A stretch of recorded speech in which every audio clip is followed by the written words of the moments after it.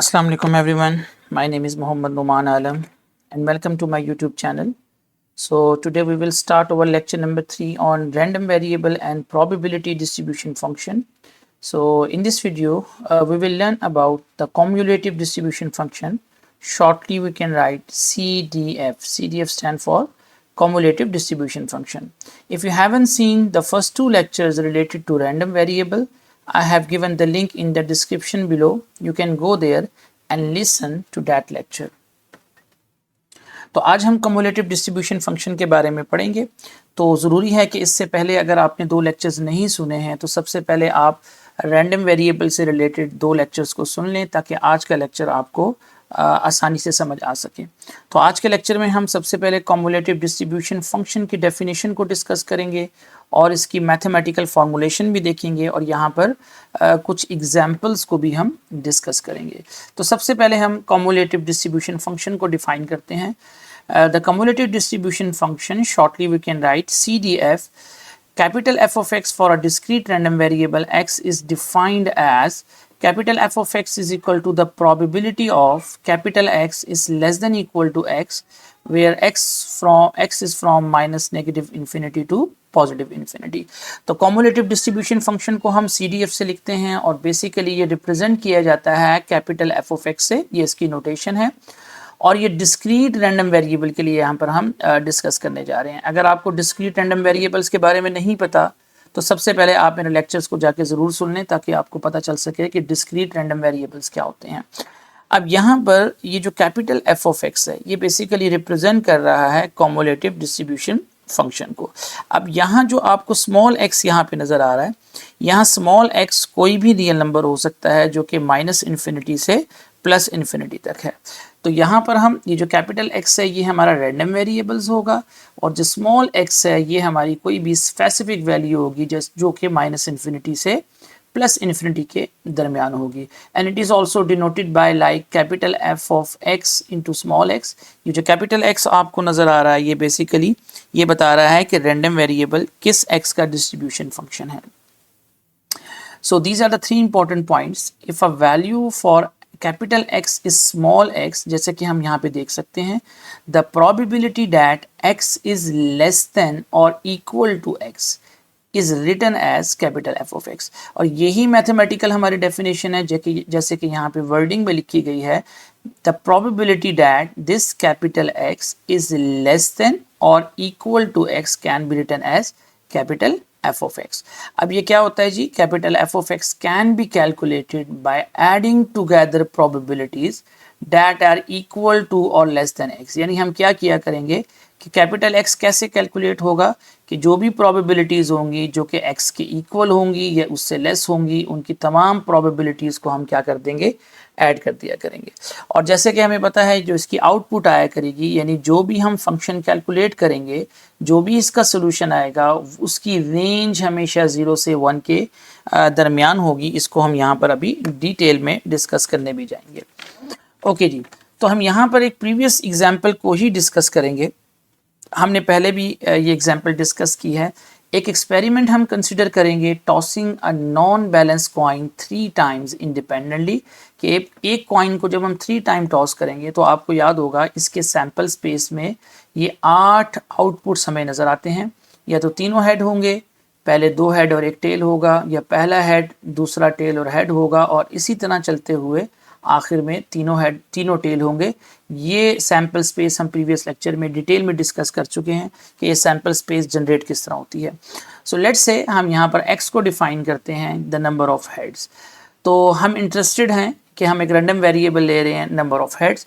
अब लाजमी बात है अगर हम अपने सैम्पल स्पेस को देखें तो हमारे पास हेड्स कौन कौन से हो सकते हैं। अगर हम पहले ऑप्शन को देखें तो इसमें 3 हेड है, अगर हम दूसरे ऑप्शन को देखें तो इसमें 2 हेड हैं, तीसरे ऑप्शन में भी 2 हेड हैं, चौथे ऑप्शन में 1 हेड है, ये चलते चलते आखिरी ऑप्शन में कोई हेड नहीं होगा।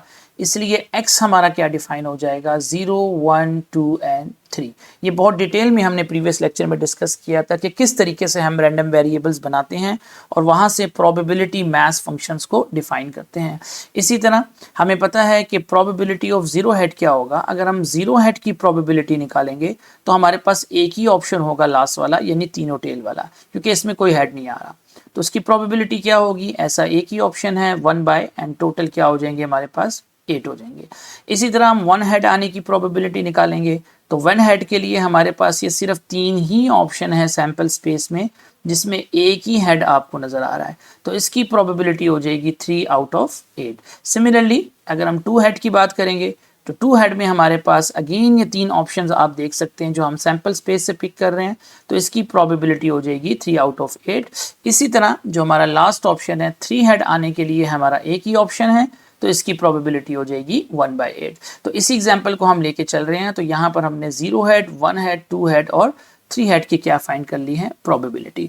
और यहाँ पर अगर इसका प्रोबेबिलिटी मैथ फंक्शन बनाएं जो हम पहले भी डिस्कस कर चुके हैं कि 0 पर इसकी प्रोबेबिलिटी 1 बाय 8 आई है, 1 पर 3 बाय 8, 2 पर अगेन 3 बाय 8 और 3 पर 1 बाय 8 आई है। और हम ये बता चुके थे कि अगर हम इन तमाम प्रोबेबिलिटीज़ का सम करेंगे 1 by 8 plus 3 by 8 plus 3 by 8 plus 1 by 8, so you get 1। तो टोटल प्रोबेबिलिटी का सम हमने कहा था हमेशा क्या होना चाहिए, 1 होना चाहिए। अब ये हमारे पास प्रोबेबिलिटी मैथ फंक्शन है जो हमने पहले भी डिस्कस किया है। आज हम क्योंकि डिस्कस करेंगे कॉम्युलेटिव डिस्ट्रीब्यूशन फंक्शन, ये वो फार्मूला है जो हमने पहली स्लाइड में डिस्कस किया था कि कॉम्युलेटिव को हम डिस्कस करते हैं कैपिटल एफ ऑफ एक्स से, and this is the probability of capital X is less than equal to small x। तो लेट्स से हम 1 बाय 1 इनका कॉम्युलेटिव निकालते हैं, डिस्ट्रीब्यूशन निकालते हैं।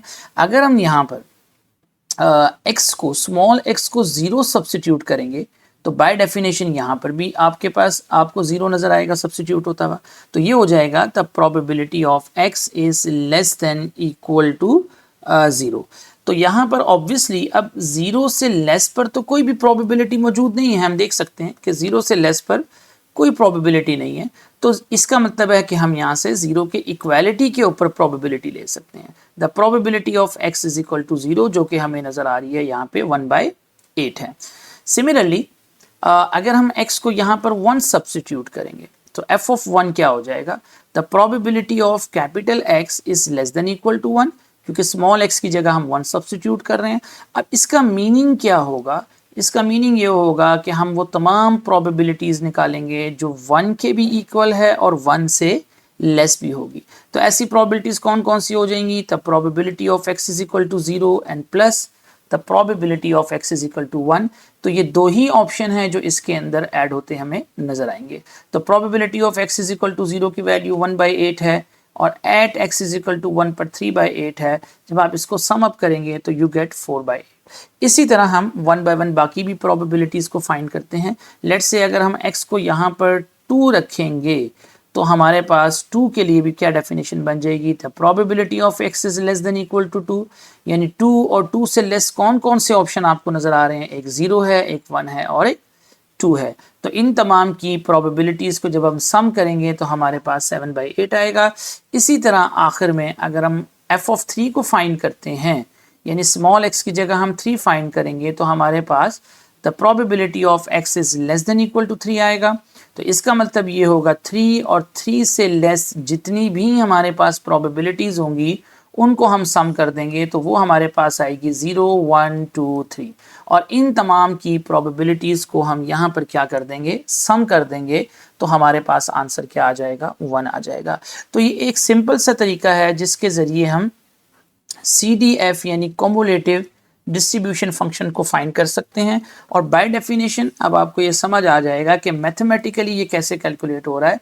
तो x, ये जो स्मॉल x आपको नज़र आ रहे हैं, ये हमारे पास वो रैंडम वेरिएबल्स की वैल्यूज़ हैं जिन पर हम इनकी प्रोबेबिलिटीज़ को कैलकुलेट करेंगे और ये हमें क्या बताएगा, वो तमाम x जिनसे लेस पर उनकी प्रोबेबिलिटीज़ को हम यहाँ पर क्या किया करेंगे, फाइंड आउट किया करेंगे। अब सिमिलरली अगर मैं f ऑफ 4 को यहाँ पे कैलकुलेट करने की कोशिश करूँ, वैसे जो हमने x को डिफाइन किया था वो आपको पता है, वो हमारा 0 है, 1 है, 2 है और 3 है। लेट्स से मैं एक नंबर और यहाँ पर कंसिडर करता हूँ f ऑफ 4, तो बाय डेफिनेशन क्या हो जाएगा, the probability of x is less than equal to 4। इसका मतलब ये होगा 4 और उससे लेस की तमाम प्रोबेबिलिटीज़ को हम यहाँ पर ऐड कर देंगे। क्योंकि 4 यहाँ पर मौजूद नहीं है तो इसका मतलब है कि 4 से लेस वाली वैल्यूज़ तो मौजूद हैं, तो वो कौन कौन सी होंगी, 0, 1, 2 एंड 3।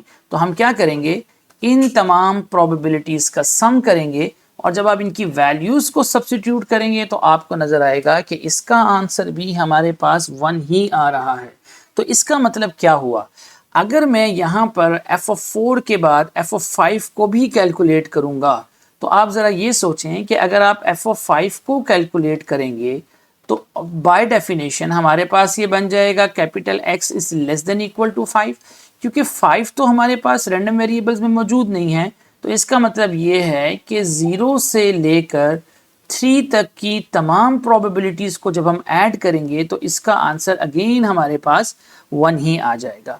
तो हमें इससे ये बात यहाँ पर क्लैरिटी के साथ समझ आ रही है कि अगर हम यहाँ पर f(5) को कैलकुलेट करें, f(6) को कैलकुलेट करें या up to so on f(∞) को कैलकुलेट करें। इन्फिनिटी का मतलब ये है अगर हम इस x की वैल्यूज़ को इंक्रीज करते जाएं टिल f(∞), तब भी इसका आंसर हमारे पास क्या आएगा, 1 आएगा। जैसे कि हमने ऊपर बताया था कि x की जो हमारे पास बेसिकली हम x को वेरी कर सकते हैं -∞ से +∞, और आपको नज़र आ रहा है कि हम x की कोई भी वैल्यूज़ यहाँ पे ले सकते हैं। अगर हम कोई भी वैल्यूज़, यहाँ पर सिर्फ पॉजिटिव वैल्यूज़ को डिस्कस किया जा रहा है, अगर हम कोई भी पॉजिटिव वैल्यू लें तो आखिर में उसका आंसर फिर भी क्या आता है, 1 आता है। चले हम कुछ नेगेटिव वैल्यूज़ को भी यहाँ पर डिस्कस करके देख सकते हैं कि अगर हम कुछ नेगेटिव वैल्यूज़ लेंगे तो उस पर हमारा आंसर क्या बनेगा। तो लेट्स से अगर मैं f(-1) को कैलकुलेट करने की कोशिश करूं तो बाय डेफिनेशन ये क्या हो जाएगा, the probability of x is less than equal to -1। अब इसका मतलब हमारे पास क्या है, ये जो कैपिटल X है ये हमें बता रहा है नंबर ऑफ हेड्स के बारे में।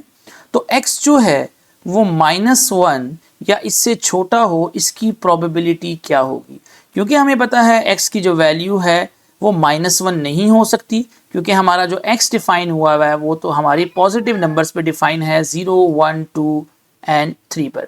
तो डेट्स वाई ऐसा इवेंट हमारे पास पॉसिबल नहीं होगा। सो डेट्स वाई इसकी प्रोबेबिलिटी हमारे पास यहाँ पर क्या हो जाएगी, 0 हो जाएगी। तो सिमिलरली अगर मैं f(-2) पर कैलकुलेट करूं तो वहां पर 0 हो जाएगा, f(-3) पर भी कैलकुलेट करूं तो वहां पर भी 0 हो जाएगा।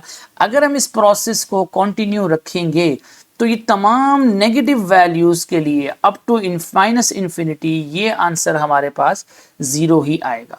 तो ये आपने 2 इंपॉर्टेंट प्रॉपर्टीज़ को यहाँ पर देखा कि अगर हमारे पास x की वैल्यूज़ को हम पॉजिटिव लें, यानी अगर हम उस रैंडम वेरिएबल की आखिरी वैल्यूज से इंक्रीज करते जाएं तो हमारा आंसर 1 आएगा, और अगर हम नेगेटिव की तरफ जाएंगे तो हमारा आंसर 0 आएगा। ये वही वाली बात है तो पिछली स्लाइड में हमने डिस्कस की थी कि हमारा जो भी कैपिटल f(x) है, यानी जो भी हमारा कम्युलेटिव डिस्ट्रीब्यूशन फंक्शन है, उसकी हमारे पास जो रेंज होगी वो बच्चों 0 से 1 के दरमियान ही रहेगी। यानी वो 0 भी आ सकती है, जैसे यहाँ पे देख रहे हैं, वो 1 भी आ सकती है, और इनके दरमियान कोई भी नंबर आ सकता है, जैसे कि हम पिछली स्लाइड में देख चुके हैं। कहीं हमारे पास 3/8 आ रहा था, कहीं हमारे पास 1/8 आ रहा था। तो इसका मतलब ये है जो इसकी रेंज हमें नज़र आ रही है वो 0 से 1 के दरमियान भी हो सकती है, जिसमें 0 और 1 भी शामिल होंगे। तो यहाँ पर हम कम्युलेटिव डिस्ट्रीब्यूशन बनाते हैं। जब हम x को लेस देन 0 रखते हैं, x इज लेस देन 0, तो इसका मतलब क्या है, जब x जो है वो 0 से छोटा होगा तो फंक्शन की वैल्यू भी 0 होगी, और ये हम यहाँ पर ऊपर अभी डिस्कस कर चुके हैं। जब x की वैल्यू लेस देन 0 हो, यानी x की वैल्यू नेगेटिव होगी, तो हमारा फंक्शन जो है वो 0 वैल्यू देगा। आप कोई भी वैल्यू देख सकते हैं, -2, -3 अप टू सो ऑन। अब यहाँ पर थोड़ा सा हम इस बात को इंक्रीज करते हैं। अगर हम x की जो वैल्यू है वो 0 के बराबर रखें या 0 से बड़ी रखें मगर 1 से कम रखें, तो हमारी फंक्शन की वैल्यू यहाँ पर 1/8 होगी। कैसे? जैसे कि प्रीवियस स्लाइड में हमें पता है, हमने प्रीवियस स्लाइड के अंदर f(0) को कैलकुलेट किया था, जिसका आंसर हमारे पास 1/8 आया था। अब देखें 0 के इक्वल तो 1/8 आ रहा है, लेकिन अगर हम 0 से वैल्यू को इंक्रीज कर दें, लेट्स से मैं कहता हूं कि अगर हम फाइंड करें 0.5 के ऊपर प्रोबेबिलिटी, तो बाय डेफिनेशन ये क्या हो जाएगा, the probability of x is less than equal to 0.5 by definition. अब देखिए 0.5 के ऊपर तो वैल्यू नहीं है, लेकिन लेस देन इक्वल टू 0.5, तो लेस देन इक्वल टू 0.5 में सिर्फ एक ही नंबर आएगा, the probability x is equal to 0। और हमें पता है तो x इज इक्वल टू 0 के ऊपर जो प्रोबेबिलिटी है वो भी क्या है 1/8 है।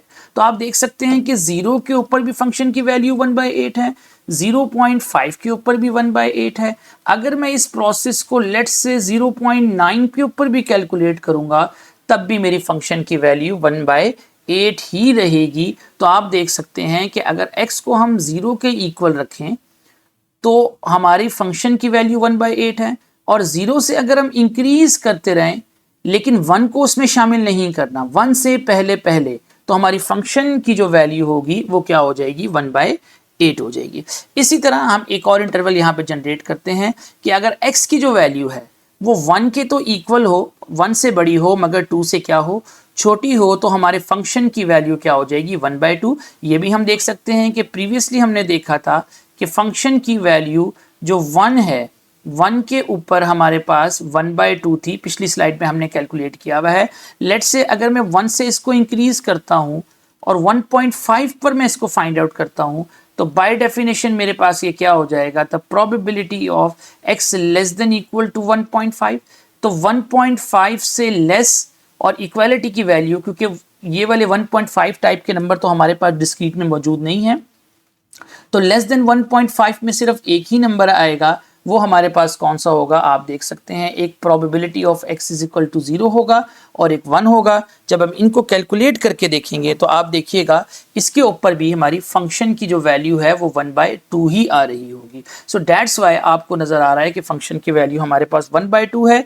अगर हम 1 को शामिल करें या 1 से हम फंक्शन को इंक्रीज कर जाएं, इंक्रीज करते करते आप लेट्स से 1.9 तक इसको ले जाएं, तब भी हमारे पास फंक्शन की जो वैल्यू है वो 1/2 ही रहेगी। सिमिलरली अगर हम 2 को शामिल करें और 2 से ग्रेटर देखें और 3 से लेस देखें तो फंक्शन की वैल्यू 7/8 आएगी, क्योंकि 2 के ऊपर फंक्शन की वैल्यू 7/8 था। क्योंकि x हमारा 0, 1, 2, 3 तक ही डिफाइन है and x is equal to and greater than 3 पर फंक्शन की वैल्यू 1 आ रही है, क्योंकि हमें पता है, अभी हमने प्रीवियस स्लाइड में प्रूव भी किया है कि f(3) के इक्वल तो फंक्शन की वैल्यू 1 है, पीछे हमने देखा है। जैसे ही हम 3 से आगे चले गए थे, जैसे कि ऊपर हमने यहाँ पर भी देखा था कि f(4) को हमने कैलकुलेट किया या f(5) को हमने कैलकुलेट किया, तो इस सब पर भी फंक्शन की वैल्यू क्या आ रही थी 1 आ रही थी। तो इसका मतलब है when x is greater than equal to 3, 3 या 3 से बड़ी जितनी भी वैल्यूज होंगी वहां पर हमारी फंक्शन की जो वैल्यूज हैं वो 1 आएगी। अब इसको हम एक इस तरह की इंटरवल की फॉर्म में लिखेंगे, जैसे मैंने यहां पर मेंशन किया है, आप इसको इसी तरीके से लिखेंगे when the x is less than 0 my probability is 0, जैसे कि हम यहाँ पे देख सकते हैं। और यहाँ पर इंटरवल हम कैसे लिख रहे हैं, जब हमारा x जो है वो 0 के बराबर होगा या 0 से बड़ा होगा मगर 1 से छोटा होगा, तो हमारा जो फंक्शन की वैल्यू है वो 1/8 होगी। सिमिलरली जब हमारी x की वैल्यू 1 के बराबर होगी या 1 से बड़ी होगी और 2 से छोटी होगी तो हमारी फंक्शन की वैल्यू 1/2 होगी। एंड सिमिलरली जब x की वैल्यू 2 के बराबर या 2 से बड़ी और 3 से छोटी होगी तो फंक्शन की वैल्यू 7/8 होगी। और लास्ट में जब हमने यहाँ पर 3 लिखना था, जब x की value greater than equal to 3 होगी तो हमारी फंक्शन की वैल्यू 1 आएगी। तो ये हमारा एक प्रोसेस है CDF का, कम्युलेटिव डिस्ट्रीब्यूशन फंक्शन बनाने का। तो आई होप आपको समझ आ गया होगा। तो कम्युलेटिव जब भी आपने बनाना है, आपको जब भी कोई एक्सपेरिमेंट गिवन होगा तो आपने सबसे पहले उसमें अपने रैंडम वेरिएबल्स को डिफाइन करना है, यानी वो 0 से लेकर कहाँ तक की वैल्यू होगी। उसके बाद आप अपना प्रोबेबिलिटी मैथ फंक्शन बनाएंगे, जो हम पहले 2 लेक्चर्स में सीख चुके हैं। फिर कम्युलेटिव मैथ फंक्शन से हमने यहाँ पर CDF जनरेट करना है, यानी cumulative distribution function, with the help of this mathematical formulation के capital F of x is equal to x is less than equal to x। तो ये 3 स्टेप्स हमारे लिए हमेशा हुआ करेंगे जब भी हम यहाँ पर कम्युलेटिव डिस्ट्रीब्यूशन फंक्शंस को बनाया करेंगे। ओके, तो अब हम यहाँ पे इसका ग्राफ देखते हैं, ये बहुत इंपॉर्टेंट है। सो लेट्स से यहाँ पर हम क्या करेंगे, हम अपने y एक्सिस के ऊपर तमाम प्रोबेबिलिटीज़ ले लेंगे और x एक्सिस के ऊपर अपने रैंडम वेरिएबल्स को ले लेंगे। जैसे कि हम देख सकते हैं कि हमारे रैंडम वेरिएबल 0, 1, 2, 3 था और ये प्रोबेबिलिटीज़ आपको यहाँ पे नज़र आ रही हैं 1/8, 1/2, 7/8 एंड 1। अब इनको हमने यहाँ पर ड्रॉ करना है, तो ये बहुत इंपॉर्टेंट है, इसको ज़रा ध्यान से सुनिएगा। देखें, पहली बात हमने की है, जब x जो था वो 0 से लेस था तो हमारी कोई प्रोबेबिलिटी नहीं थी, यानी 0 थी। तो यहाँ पर देखें, हम जब यहाँ पर यह आपको दिखाई दे रहा है, जब यहाँ पर x 0 है, ठीक है जी, तो उसके ऊपर प्रोबेबिलिटी की वैल्यू 0 है, तो तभी हमारी लाइन आपको ये बैक पर होती नजर आ रही है। ये बैक लाइन क्या बता रही है, जब x लेस देन 0 है, यानी ये लाजमी बात है 0 से लेस सारी वैल्यू इस जगह मौजूद है। अगर आप देखें तो x जब 0 से लेस होगा तो वहां पर प्रोबेबिलिटी की वैल्यू भी 0 होगी। 0 का मतलब यही है कि ये x एक्सिस के ऊपर आपको नजर आ रहा है, तो इस जगह पर हमारी प्रोबेबिलिटी 0 है। और एक इंपॉर्टेंट बात आप याद रखें कि मैंने इसको एक होल सर्कल से रिप्रेजेंट किया है। ये होल सर्कल क्या बता रहा है कि 0 इसके अंदर इंक्लूड नहीं है। अब बड़ी इंपॉर्टेंट बात जो यहाँ पर देखनी है, अब अगर आप सेकेंड इंटरवल को देखें तो 0 की इक्वल हमारे पास फंक्शन की वैल्यू 1/8 है। तो देखें ये 0 के ऊपर यहाँ पर एक जंप आएगा।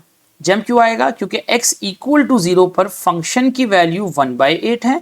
तो 0 के ऊपर फंक्शन की वैल्यू 1/8 है और हमने यहाँ पर एक थिक सर्कल बना दिया है जिसको हमने शेड कर दिया है। ये बता रहा है कि हमारा यहाँ पर वैल्यू इंक्लूड हो गई है। इंक्लूड का मतलब 0 के इक्वालिटी पर वैल्यू हमारी यहाँ पर बेसिकली शामिल है। तो अब हम क्या करेंगे, यहाँ पर ये बात समझने वाली है कि अगर 0 के ऊपर वैल्यू हमारे पास 1/8 है तो अब यहाँ पर हमारे पास जो ये वैल्यू है ये कहाँ तक चलेगी, ये बड़ी इंपॉर्टेंट बात है। देखें अगर 0 के ऊपर 1/8 है तो ये 1/8 कहाँ तक रहेगी। अभी हमने देखा था 0 पर भी 1/8 है, अगर मैं 0.5 लूंगा उस पर भी 1/8 है, अगर मैं 0.9 लूंगा तो उस पर भी 1/8 है, टिल ये वैल्यू हमारे पास कहाँ तक जाएगी, जब तक हमारे पास 1 नहीं आ जाता, मगर 1 इसके अंदर शामिल नहीं है। तो देखें 1/8 से वैल्यू स्टार्ट हो रही है 0 से 1 के दरमियान और ये 1 तक जा रही है, मगर 1 इसके अंदर शामिल नहीं है। जब हमने यहाँ पर एक होल सर्कल बना दिया। देखिए ये होल सर्कल हमेशा रिप्रेजेंट करेगा कि वो नंबर शामिल नहीं है। अब नीचे आ जाते हैं, अब यहाँ पर देखें तो 1 इंक्लूड हो गया और 1 के ऊपर फंक्शन की वैल्यू 1/2 है। तो अब क्या करेंगे, 1 के ऊपर यहाँ पर एक जंप आएगा, ये वैल्यू 1/2 पे चली जाएगी और ये ब्लैक सर्कल रिप्रेजेंट कर रहा है कि 1 शामिल है क्योंकि इक्वालिटी का साइन है। और ये वैल्यू कहाँ तक जाएगी, ये वैल्यू 1/2 चलती रहेगी जब तक 2 नहीं आ जाता, मगर 2 उसमें शामिल नहीं होगा। जैसे कि आप देख सकते हैं कि 1 से स्टार्ट होगी मगर 2 तक आएगी, मगर 2 इसके अंदर शामिल नहीं है, तभी हमने एक होल सर्कल बना दिया। इसी तरह नेक्स्ट को देखेंगे तो अब एक जंप आएगा और 2 के ऊपर जो हमारी फंक्शन की वैल्यू है वो 7/8 हो जाएगी। तो आप देख सकते हैं कि 2 के ऊपर हम एक ब्लैक सर्कल बना रहे हैं। 2 ये बता रहा है कि फंक्शन की वैल्यू 7/8 है और ये 2 से स्टार्ट होके कहाँ तक चलेगी, जब तक हमारे पास 3 नहीं आएगा, मगर 3 उसके अंदर शामिल नहीं होगा। सो दैट्स वाई हमने एक होल सर्कल यहाँ पे बना दिया। सिमिलरली लास्ट में अगर हम देखेंगे तो यहाँ पे हमारे पास ये 3 था, 3 पर हमारी वैल्यू शामिल है, तो 3 के ऊपर हम एक ब्लैक सर्कल बना देंगे और वो वैल्यू कितनी है, 1 है। और ये 1 अब कब तक चलेगा, ये टिल द एंड हमारे पास चलता रहेगा, क्योंकि हमने बताया था 3 या 3 से आगे पर तमाम फंक्शंस की वैल्यू 1 हो जाती है। अगर हम इनको इन लाइंस के जरिए ज्वाइन करें तो ये जो ग्राफ आपको नज़र आ रहा है ये कम्युलेटिव डिस्ट्रीब्यूशन फंक्शन का ग्राफ है। आई होप आपको ये सारी चीज़ें ईजीली समझ आ गई होंगी। अब यहाँ पर कुछ बड़ी इंपॉर्टेंट ऑब्जर्वेशन हैं जो आप लोगों ने यहाँ पर याद रखनी है। पहली इंपॉर्टेंट बात आप यहाँ पर देख सकते हैं, ये फंक्शन जो है वो इंक्रीजिंग फंक्शन है। कैसे इंक्रीजिंग फंक्शन है, आप देख सकते हो कि x की वैल्यूज़ हम यहाँ पर बढ़ाते जा रहे हैं। पहले 0 था, 1 था, 2 था और 3 था। अगर हम x को इंक्रीज कर रहे हैं तो आपको नज़र आ रहा है कि इनकी प्रोबेबिलिटीज़ भी इंक्रीज होती जा रही हैं। यानी 0 के इक्वल 1/8 थी, फिर 1 पर हमारे पास 1/2 थी, 2 पर हमारे पास 7/8 थी, 3 पे हमारे पास 1 थी।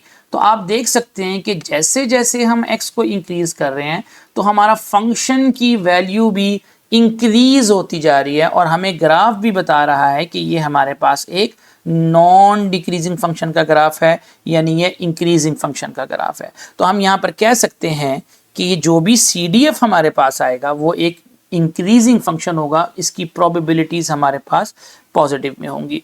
अच्छा, अब एक तो ये बात हो गई। अगर हम इसकी डोमेन को यहाँ पर डिस्कस करें, this is a very important. हमने पहले भी बताया था कि x की हम कोई भी वैल्यू ले सकते हैं -∞ से +∞ तक। तो इसका मतलब क्या होगा, जो इसका डोमेन होगा वो हमारे पास -∞ से +∞ तक होगा, क्योंकि डोमेन पे हम, क्योंकि x की हम कोई भी वैल्यू ले सकते हैं। आप देख सकते हैं कि x हमारा हर वैल्यू पर डिफाइन हो रहा है। जैसे आपको याद होगा, हमने प्रीवियसली सारी वैल्यूज कैलकुलेट की थी, f(0) पर भी की थी हमने, f(1) पर भी हमने की थी, f(-1) पर भी की थी, f(-2) पर भी की थी, f(∞) पर भी और f(-∞) पर भी। तो x की हम कोई भी वैल्यू यहाँ पर ले सकते हैं, इसलिए इसकी जो डोमेन होगी वो हमारे पास -∞ से +∞ होगी। अब आती है बात रेंज की। तो आप यहाँ पर देख सकते हो, या तो हमारे फंक्शन की वैल्यू 0 आ रही है, आपको नजर आ रहा है, या तो हमारे फंक्शन की जो वैल्यू है वो 0 से बड़ी आ रही है, ये देख सकते हैं आप, या तो हमारी फंक्शन की वैल्यू 1 आ रही है। तो इसका मतलब ये होगा कि जो हमारी रेंज होगी वो 0 से 1 के दरमियान ही होगी। हमारे फंक्शन का आंसर 0 भी आ सकता है, 1 भी आ सकता है, और इनके इन बिटवीन कोई भी वैल्यू आ सकती है। जो हमने शुरू में बताया था कि हमारा डिस्ट्रीब्यूशन फंक्शन की जो आउटपुट होगी वो बेसिकली 0 और 1 भी हो सकती है, और इनके दरमियान भी हमारे पास लाई कर सकता है। ठीक है जी। तो यहाँ पर उन्हीं प्रॉपर्टीज को हम डिस्कस कर लेते हैं जल्दी से, कि डोमेन हमारी -∞ से +∞ है, रेंज हमारी 0 to 1 होगी, और डिस्ट्रीब्यूशन फंक्शन अभी हमने बताया था एक इंक्रीजिंग फंक्शन है, क्योंकि इसकी प्रोबेबिलिटीज़ की वैल्यूज़ आपको नज़र आ रही हैं। जैसे जैसे x को हम इंक्रीज कर रहे हैं तो फंक्शंस की वैल्यू भी इंक्रीज होती जा रही है। So that's why this is a non decreasing function. और लास्ट में एक प्रॉपर्टी हम देख सकते हैं कि f(∞) पर इसकी वैल्यू 1 होगी और f(-∞) पर 0 होगी। प्रीवियस स्लाइड में हमने डिटेल में इस चीज़ को डिस्कस किया था। ओके जी, तो यहाँ पर हमारे पास f(∞) पर वैल्यू 1 है और f(-∞) पर वैल्यू आप देख सकते हैं 0 है। ये प्रीवियस स्लाइड में हमने डिस्कस कर लिया है। एक लास्ट इंपॉर्टेंट प्रॉपर्टी है, हम इसका प्रूफ यहाँ डिस्कस नहीं करेंगे, मगर इसको अपने क्वेश्चन में यूज करेंगे कि if a is less then b, then the probability of a less than x less than equal to b is equal to f of b minus f of a। तो ये कुछ important properties हैं, ये हम किसी न किसी questions में आगे जाके यूज करेंगे। Thank you very much. Next lecture में जी हम इंशाल्लाह इसके कुछ क्वेश्चंस को